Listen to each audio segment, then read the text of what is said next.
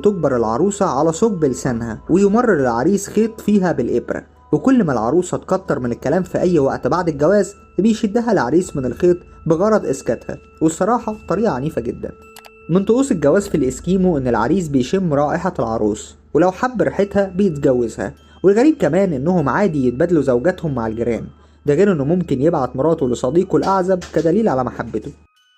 في مناطق الأمازون في أمريكا الجنوبية العريس بيسرق أكبر عدد من الفراخ قبل 7 أيام من زواجه، وبيتم ذبحها وأكل رؤوسها، ويرمي أرجل الدجاج على فراش عروسته قبل الجواز على طول. شيء غريب الصراحة. يمنع العروسان في التيكونجا من بورنيو الشمالية، ودي يعتبر ثالث أكبر جزيرة في العالم، من دخول الحمام لمدة 3 أيام بعد الجواز. وهذا طبعا يشمل عدم التبول أو الاستحمام، وده اعتقادا منهم إن التقليد دوت سر نجاح الزواج. وطقوس زي دي طبعا عشان يحققوها بيشربوا بس لمدة كبيرة، وبيتم مراقبتهم عن طريق أفراد الأسرة